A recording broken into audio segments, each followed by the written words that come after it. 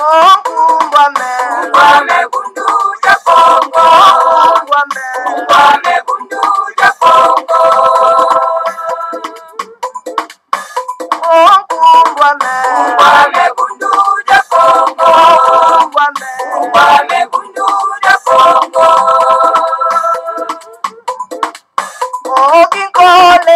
Kole ku Kongo ya mwenyika.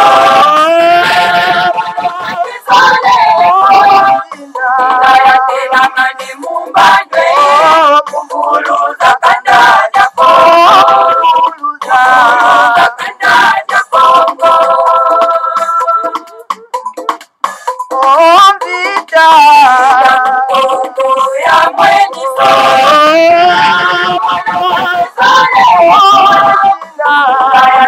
Mani mumbandwe Mwana vita ku Kongo.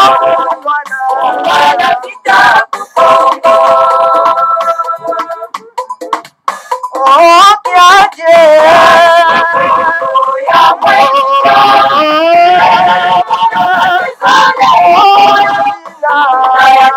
Mani mumbandwe Muluza kanda ja Kongo. Muluza kanda ja Kongo. Tombe Ya mwenyika.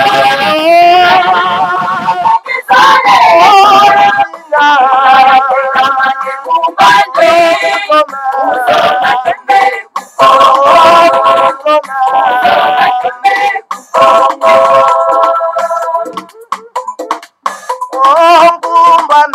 Ngwame bundu ja Kongo. Ngwame bundu ja Kongo. Ngwame bundu ja Kongo. Ngwame bundu ja Kongo. Ngwame bundu ja Kongo. Ngwame bundu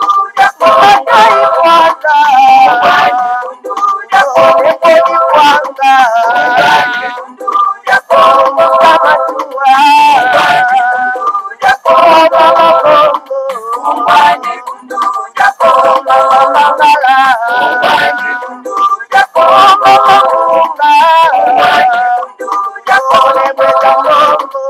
Ngwame bundu ja Kongo. Ngwame bundu ja Kongo. Ngwame bundu ja Kongo. Ngwame bundu ja Kongo. Ngwame bundu ja Kongo. Ngwame bundu ja Kongo. Ngwame bundu ja Kongo.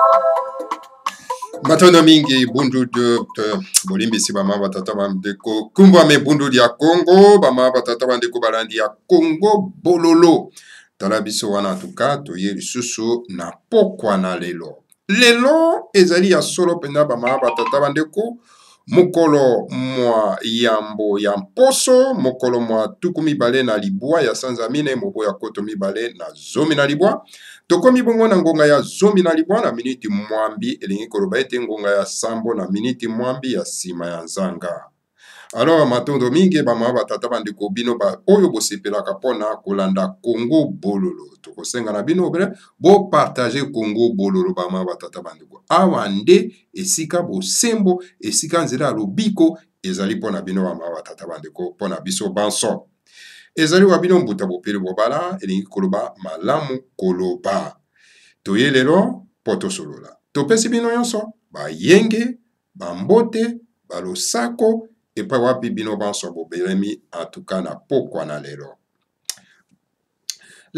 bama batata bandeko bana lisanga antimanti tokosolo likambo etali mabele c'est-à-dire les sans-terre banani oyo bazanga mabele siko bato bakomaka ndenge nini bakoka kozanga mabele me pona nini tokoki kobundela mabele importance ya mabele ezali nini yango nde tokosolola lelo bama batata bandeko tokosolo yango ndenge nini tokendaki na barchive ya le grand maître Fumwanda Asemi kozwa solo pena atuka bama batata bandeko maye oyo akomaki na likambo etali mabele likambo na mabele yango tokende kozwa en tout cas buku oyo akomaki pe tokei kokundola solo pena atuka makomi oyo akomaki na ebandeli ya buku wana mama batata bandeko toye kotia yango likolo na mesa à la portée ya bino baimboka boko koyeba ntina ya kobundela mabele. Alors, na tango tokotanga yango pe tolimboli, tokoya siko kokota ko analyser pona nini moto babengi bayi politique bakoki kobunde tumba bobele ya likambo etali mabele. Yango tokotala bayi politique ya mboka na biso ndenge nini eske bango babundelaka mabele ou be babundelaka nde mabumu na bango. Bomoni nde tokosala mwa parallelisme wana bama batata bandeko na bozongi ya Fayulu na mboka ya mokonzi Kinshasa bama batata bandeko ndenge bandeko bandaki kokanisa na likambo etali soulèvement populaire. Pona nini soulèvement populaire? Pona kobenga bapaya, pona ete bapaya baye kotekela biso mabele ya mboka ya bakoko na biso. Alors esengeli soulèvement baimboka ba se soulever ba telema ba bimisa bapaya o baye na misala mabe ya koteka mabele na bango. Alors pona ete tozongisa mabele ya bakoko na biso po tokwa kobongisa yango. Yango nde tokosala mwa parallélisme wana tokomeka kosangisa maloba yango totala bama batata bandeko. Yango tokobanda solo pena tukwa bama batata bandeko na likambo oyo etali na introduction à les grands maîtres ya livre à les grands maîtres fondement d'ensemi na likambo etali mabele bama batata bandeko. Tolanda na bokebi nyonso bama batata bandeko. Tout ça pona bino pona 30 minutes. Alors donc voilà le centenaire kozanga mabele. La terre est le bien le plus précieux que puisse avoir un peuple. Le pays, c'est la terre. Ainsi donc, celui qui n'a pas de terre n'a pas de pays. C'est pourquoi vendre sa terre aux étrangers, c'est vendre son pays et ainsi perdre son foyer national. Car la terre d'un peuple, son pays est le foyer national de ce peuple. Tolimba Lingala. Le grand maître fumana sema kome alobi boy. Alobi likambo na mabele. Alobi mabele ezali nkita oyo eloko oyo ya motuya oyo tata nzambe apungu tolendo apesaka na baimboka. Alors mboka ezali nini mabele. Mboka ezalaka mabele bama batata bandeko bana lisanga timanti. Donc yango wana donc lokola mboka ezali mabele esengeli kobundela solo pena mabele bama batata bandeko bana lisanga timanti. Alors ezali vraiment na mosenga ya biso baimboka ya kobundela mabele bama batata bandeko bana lisanga timanti. Alors donc na yango bama batata bandeko koteka mabele ezali ko bungisa solo pena tuka mboka. Alors mabele ezali kita monene oyo tata nzambe ya pungu tulendo apesaka na baimboka. Alors kokamata yango koteka na bapaya elingi koloba ete obungisi solo pena mboka na yo. Conformément à la loi sacrée du Seigneur à Congo, tout peuple et tout homme doit avoir sa propre terre où il doit pouvoir vivre en paix et en sécurité. Ainsi donc, être un peuple sans terre est une anomalie qui est contraire à la volonté du Seigneur à Congo. Le grand maître Fumandase Makome alobi boye. Na mibeko, na mobeko ya tata nzamba pongo tulendo, baimboka, moto nyonso tu, esengeli akoka kozala na mabele na ye.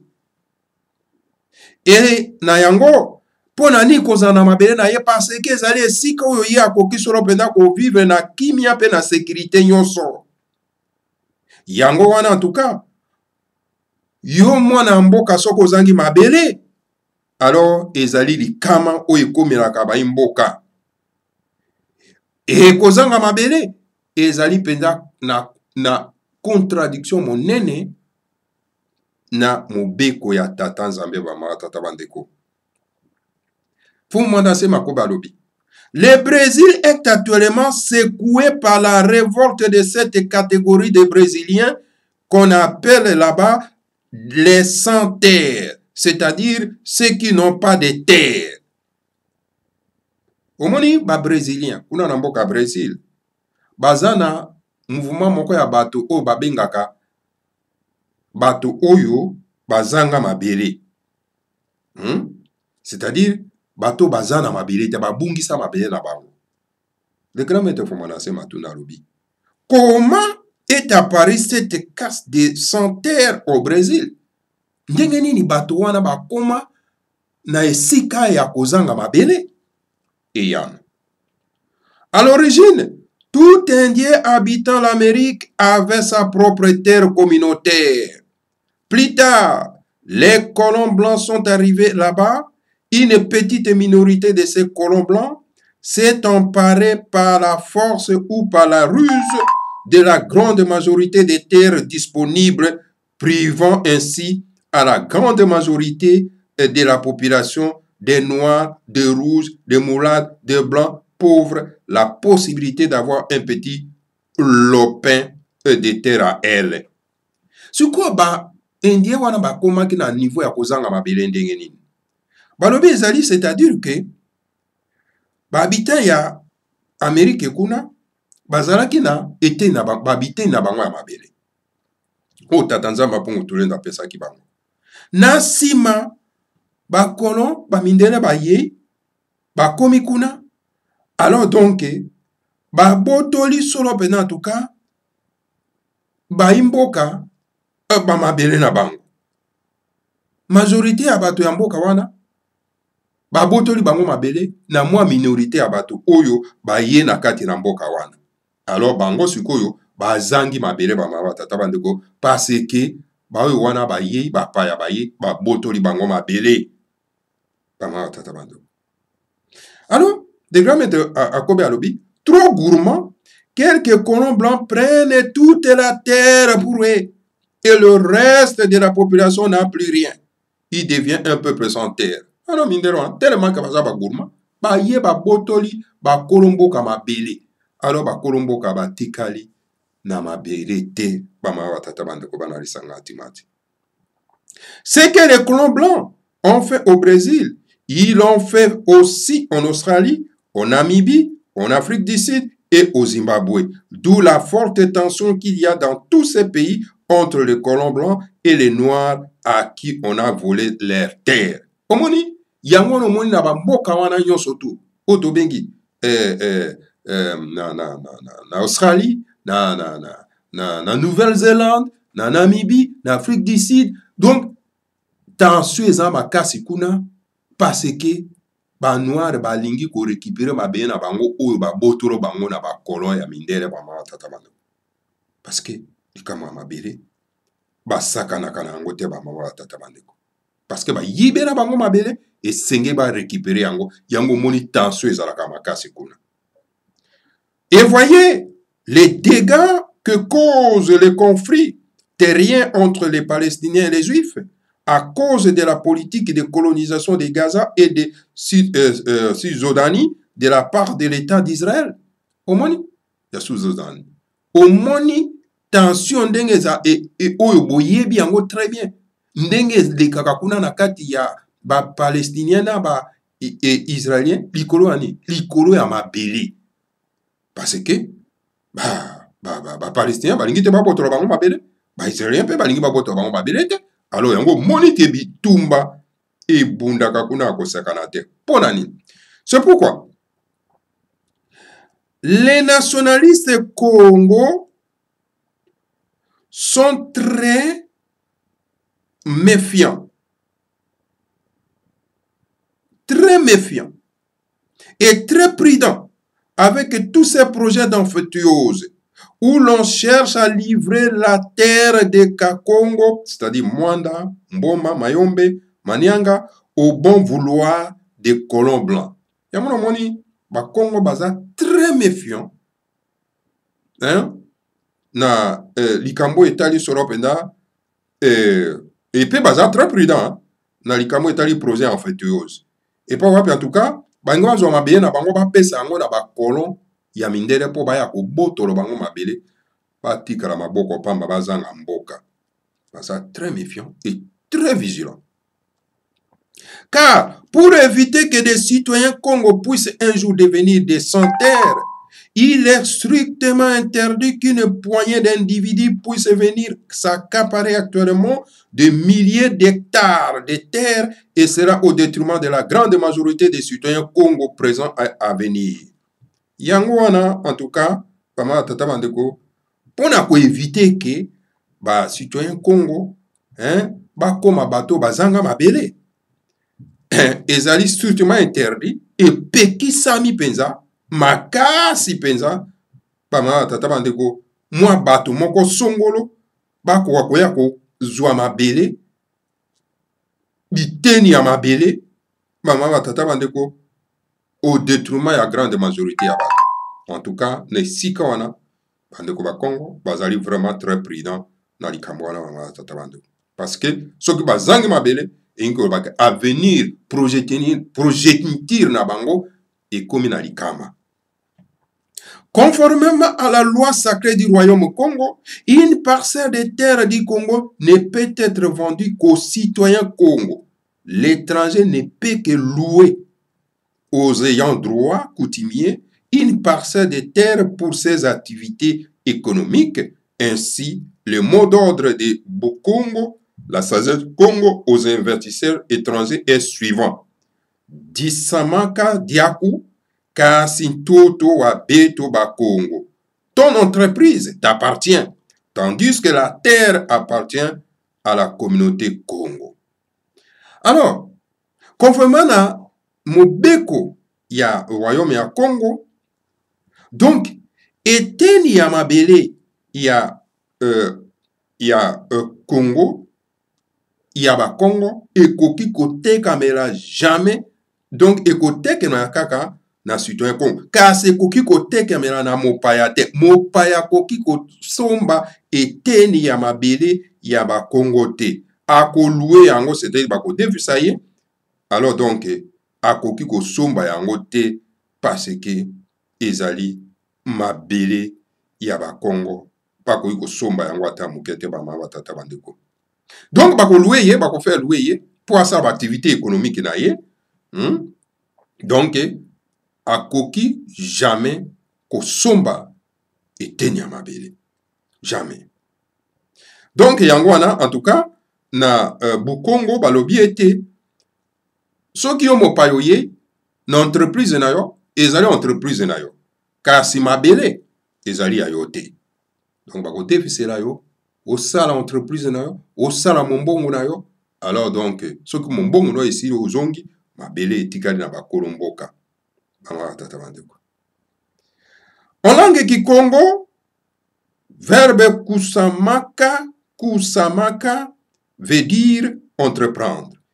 De ce verbe provient le mot nsamaki qui veut dire l'entrepreneur. Disamaka d'entreprise et nsamaka l'action d'entreprendre. Seul un étranger qui a fini par obtenir la nationalité Congo a le droit d'acheter aux ayants droit coutumier une parcelle de terre de Congo qui devient sa propriété privée, car tout citoyen du Congo doit être un propriétaire terrien, dit la loi sacrée du Bokongo, la sagesse Congo. Donc voilà. Mopaya, oya koki kosomba mabele na kati ya mboka, kaka oyo azwi nationalité Congo.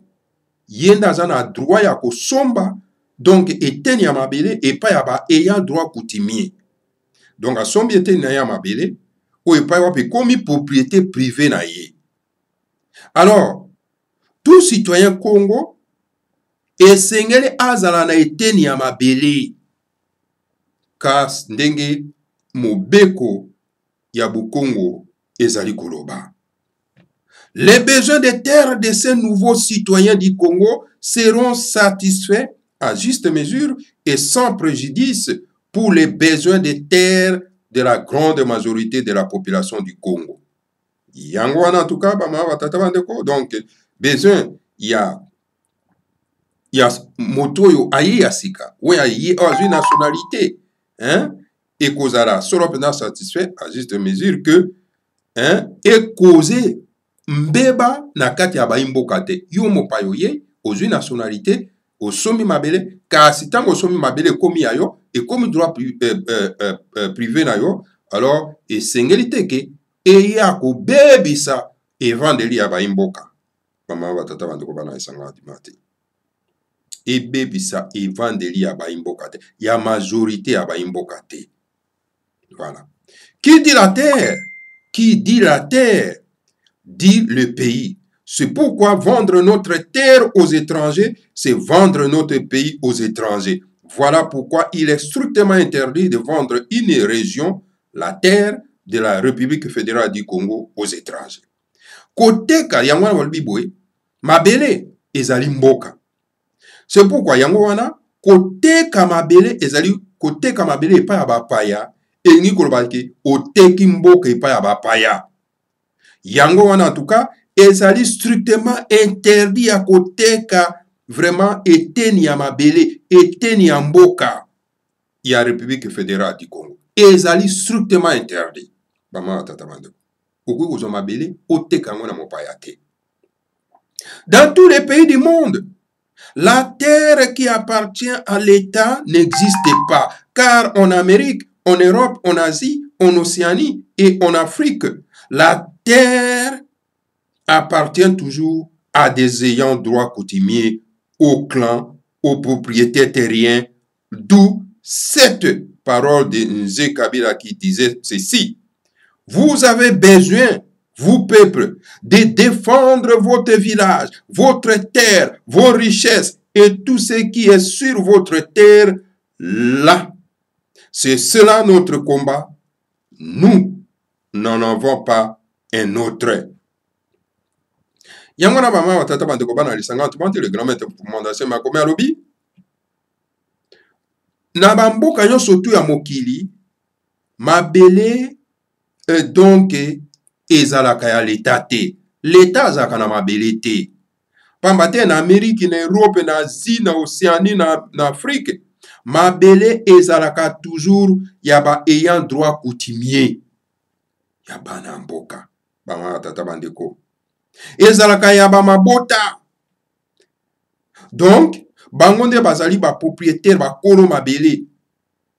Yangwana liloba, Yanze Kabila alobaki balobi bozana besoin yo surtout bino ba peuple Congo, bino bana République fédérale du Congo, bino bana République démocratique du Congo, ya ko défendre ba mboka na bino, ba village na bino, ya ko défendre mabele na bino, ya ko défendre kita na bino. Alors donc nyo surtout o ezana kati ya mabele na bino esenge pour défendre yango. Ezali bitumba na biso. Pambate tozana mabile mususu te. Yongona Nzé Kabila abandaki koloba. La terre qui appartient à l'État n'existe pas. Le rôle de l'État, c'est d'être le protecteur des citoyens, des ayants droit coutumiers et leurs terres, leurs villages, leurs biens. Donc, mabele, y a l'État ezalaka te. Rôle ya l'État ezali pona kobatela solo pena en tout cas baimboka kobatela bayan droit coutumier na mabele na bango na bamboka na bango na ba village na bango bongo na biloko na bango. Le ministère des Affaires foncières n'a donc pas de terre à lui qu'il peut se mettre à vendre en bafouant et en violant les droits des propriétaires coutumiers. Alors donc voilà, le ministère des Affaires foncières a droit mon côté, il y a côté comme abélé à baimboka. A koki côté kayangote. Yozana ministère foncier, ozana droit to kenda côté comme abélé à baimboka. Mama tata bandeko. Non, ils ont crime moko monene. Donc le grand maître a poursuivi à l'obiboy. Donc, la loi Bakazika est un acte d'anarchie et d'escroquerie foncière qui avait été conçu par certains barons de la Deuxième République qui enviaient les terres d'autrui et qui cherchaient un justificatif qui devrait leur permettre de voler la terre d'autrui, tout en sauvegardant leur propre terre ancestrale qui est située chez eux au village ou dans leur région d'origine. Mobeko oyo basalaka na parlement ya deuxième république ya babenga yango mobeko ya bakazika oyo naokaka safu adefandaka yango ezali un acte ya anarchie ya moyibi ya lokuta. Donc basalaki yango tout simplement na babaron ya deuxième république na bakonzi ya deuxième république oyo bazalaki obele na likanisi ya koyiba mabele ya baninga. Donc na lokuta bama tata bandeko po ete bakoka ko désarmer bino mabele ya bakoko na bino bama tata bandeko. Et en même temps bango baza ko batela mabele ya bakoko na bango na bamboka oyo bango bauta na ba région d'origine na bango. La fallacieuse loi Bakazika ne permet pas à l'État de détacher une région de ces pays et de la vendre aux étrangers, car cela est contraire à la loi de l'intégrité du territoire de la République démocratique du Congo. Donc, mobeko wana lokuta oyo ya Bakazika basalaki wana ezo permettre ete na l'État akoka kolongola eteni ya mboka akoka koteka yango na bapaya pamba te soki asali yango ezali contraire na mobeko oyo etali intégrité du territoire de la République fédérale du Congo. Toutes les provinces de la République fédérale du Congo sont actuellement confrontées à des conflits fonciers qui opposent les ayants droit coutumiers aux escrocs du ministère des Affaires foncières qui se mettent à vendre anarchiquement les terres d'autrui sans l'accord du propriétaire terrien. Alors, moni, dans la province, surtout la République fédérale du Congo, ezali sikoyo confronté na ba conflit ya mabele. Ou ezako s'opposer entre ba ya droit coutumier na ba escroc ya ba ministère des Affaires foncières wana o ba tia bango wana oyo bazako teka mabele d'une manière anarchique ya ba imboka ba mama tata bandeko sans que bazwa accord ya ba chef coutumier ba mama tata bandeko. Toutes ces concessions de terres qui ont été obtenues sans l'accord des propriétaires coutumiers sont pures et simplement des biens mal acquis et qui doivent revenir à leurs vrais propriétaires. Alobi, bamabele nyonso tu wana bateka na lolenge ya moyibi wana. Ezali moyibi, ezali escroquerie. Donc ezali les biens mal acquis et sengele zonga epa ya bakolo nango. Bosomba ki mabele wana lolenge ya moyibi et sengele zonga na bakolo nango bama batata bandeko. Tala ba Hippolyte Kanambe baki kosomba solo pendant terrain monene na nini na Kingakat.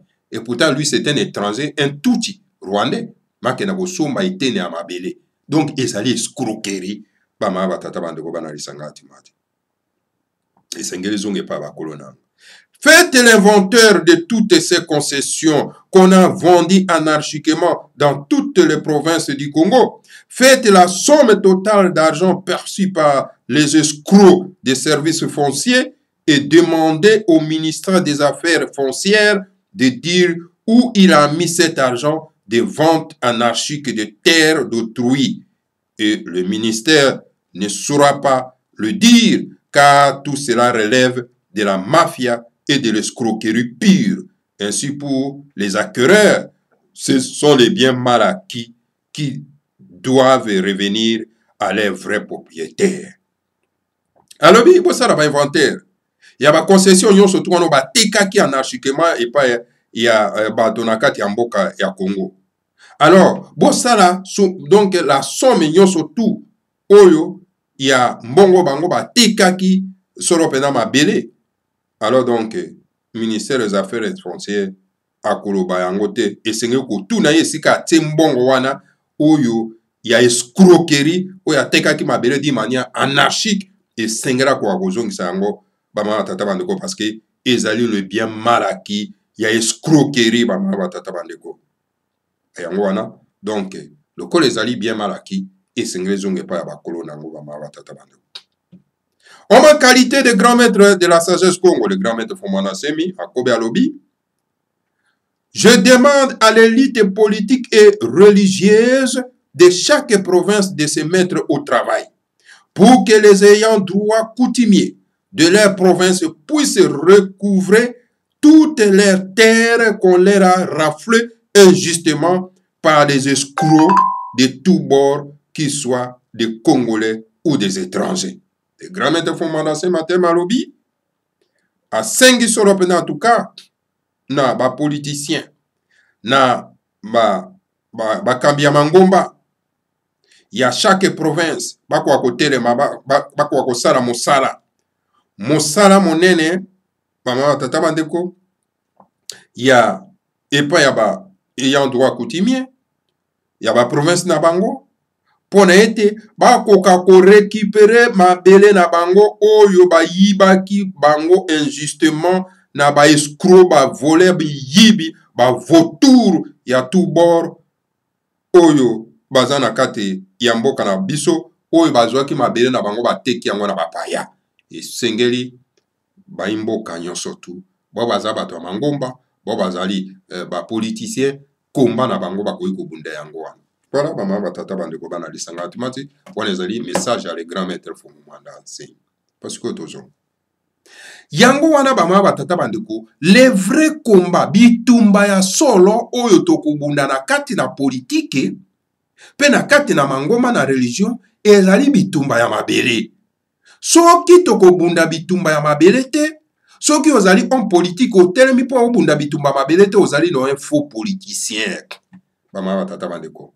Un vrai homme politique etumane ezali likambo ya mabele. Bama batata bandeko. Tala lelo oyo toza na kati ya mboka. Tozali vraiment donc envoyé na bapaya. Ba coalition touti ba yei ba kovandela biso na kati ya mboka.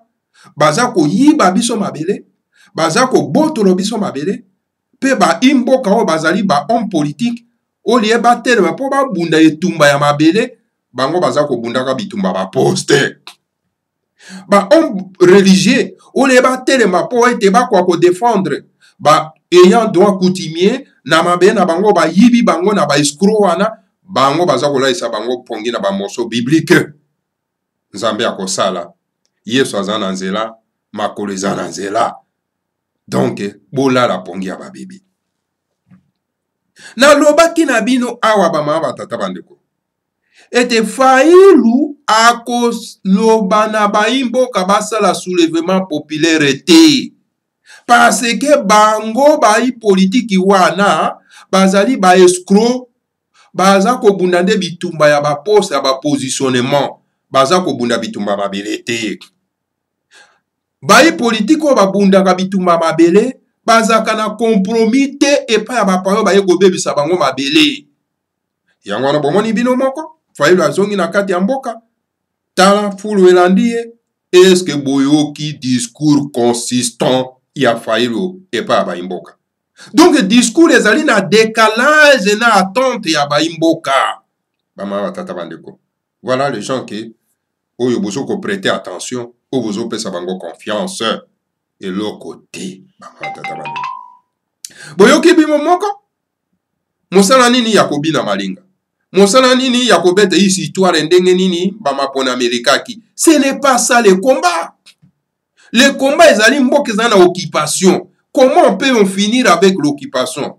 Et que le seul moyen qu'on finit avec l'occupation, c'est le soulèvement populaire. Fayulu senga soulèvement populaire na baimboka baza ko senga minduki po ete bako akosila na bapaya oyo. Alors donc Fayulu aza ko banga ko telemisa baimboka pona ete soulèvement populaire et salema.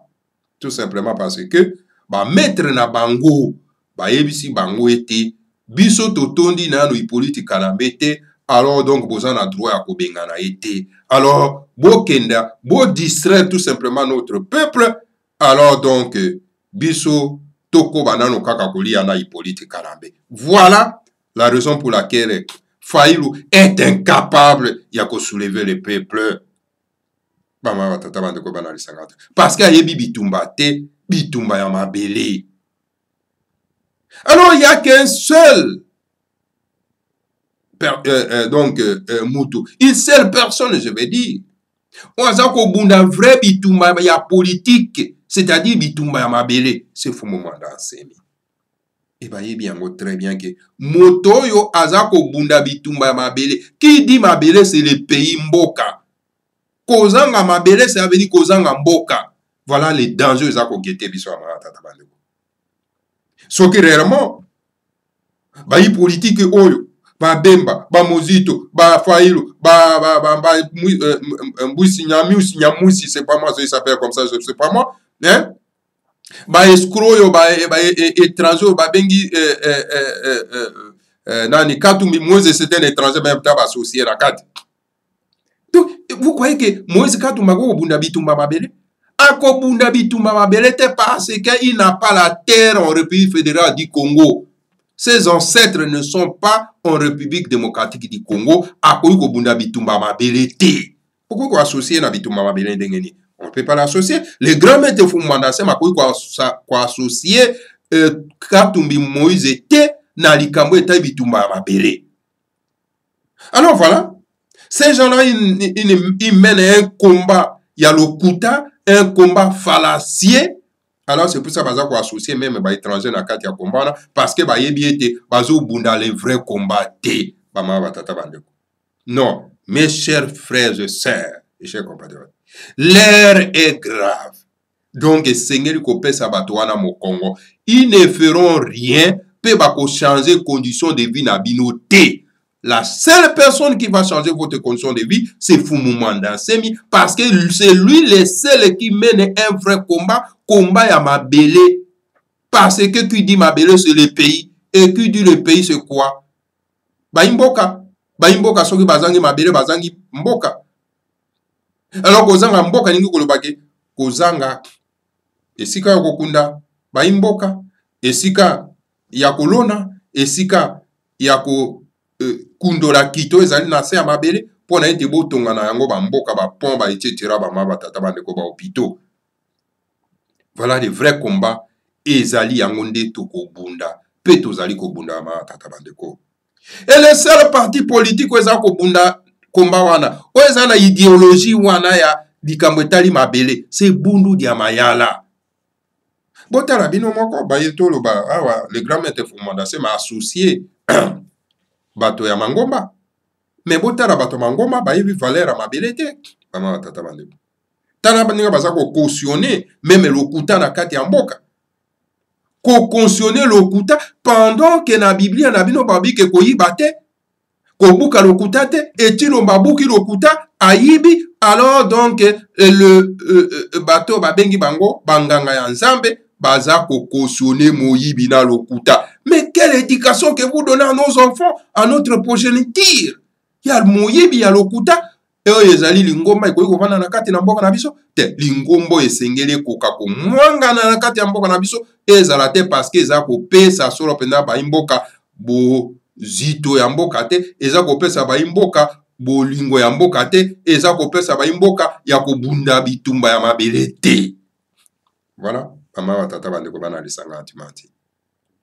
Donc, voilà, maman, watata bandeko, balandi, ya Congo bololo, esengeli, boko wakoti ya matoi, pe boko wakopesa, ba imboka, message oyo, bo pesa bango message oyo, bako wako yeba nani wana za kobunda ba vrai bitumba, bitumba na biso eza bitumba distraction te, nana yebi te ki politika na biso c'est un étranger, nana yebi te, parce que fallait yebi, az étranger te to mona ki ya wana moki ya poto, a termina boketu awa hein azolo balikambo ya politique kambe c'est mon paya tout ça là ozo mona que non Faïlo azali mal à l'aise vous voyez même que azam mal à l'aise azo seka lokola motako na vélo parce que azam mal à l'aise parce que azo sur na makambaza ko salate azo sur na combat na yete ba tata bande ko banalisa ngati mazi namone bango ba kamati la Mouka, bah comme si en plateforme politique.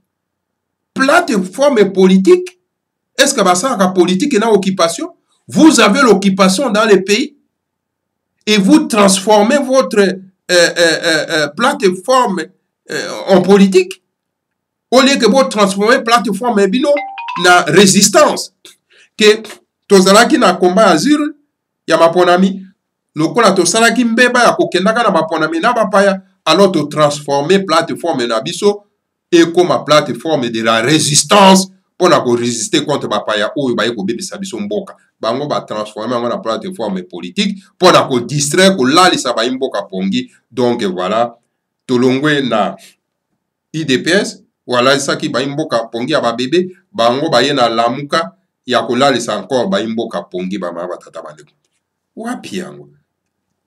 Donc bazako bunda bitumba te ba mama tata bande. Donc esengeli chaque formation politique lelo na kati ya mboka et se transformer na plateforme de la résistance. Résistance pour nani parce que tous en occupation à coalition touti na kati ya mboka na biso. Alors il faut tout résister contre cette occupation ya coalition touti pour to benga na bango ba kende. Alors si nous transformons notre plateforme politique, notre plateforme politique est commis à résistance. Alors na tango wana tokoye ba ko terrasser bango na ba ko bebisa mboka. Voilà. Bama batata bande ko bana sangati mati. Alors na kanisi ba mboka boko fungola miso sikoyo boko mona ke non. Donc la muka ce n'est que tout simplement une distraction. Ya ba mboka mama batata ba. Une distraction. Et comme ka ndenge zaraki Tshisekedi na Mobutu, hein? Donc ba tie bango wana yokoto yo distraire biso. Yokoto yo continuer ko gouverner. Alors bino non surtout bozana mettre na bino moko. Lamuka et Hippolyte Kanambe na Chilombo basaka na maître moko maître na bango ana mukili mapoto ba ma tata bande ko bana lisanga atimate. Donc il peut pas faire plus que ça. Donc moto akosala plus que ça pour na ko libérer biso na kati ya situation tozana ngo c'est Fumo Mwanda Asemi. Alors si nous ne faisons pas appel à Fumo Mwanda Asemi et voilà notre situation va se continuer et ndenge wana ko se pérenniser ndenge wana ba ma tata bande ko bana lisanga atimate. Voilà, matondo mingi na bino baso mama batata bandeko oyo bolandi biso tala message na yaki na kopesa bino na pokwa na lelo concernant Sorope en tout cas likambo etali mabele kozanga mabele elingi koloba ete kozanga mboka kokoma ba nomade na mokili. C'est très dangereux ezali kama monene oyo ekomelaka ba mboka na kati na mokili oyo bama batata bandeko. Wazana mato ya koyoka ayoka. Matondo mingi na bino baso oyo bolandi. Que le Seigneur à Congo vous bénisse tous, bénisse Fumo Mwanda Asemi et bénisse la République fédérale du Congo, Ingeta, Ibobo et Ibobo.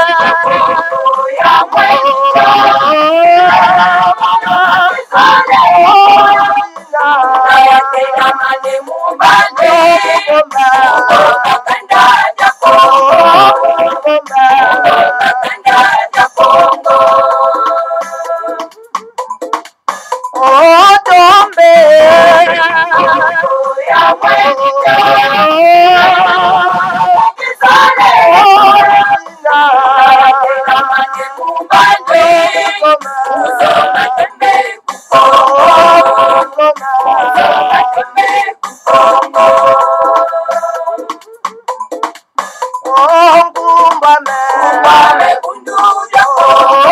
Ngumbame. Ngumbame bundu ya Kongo. Ngumbame senye. Ngumbame bundu ya Kongo. Zimbabwe. Ngumbame bundu ya Kongo. Makasita. Ngumbame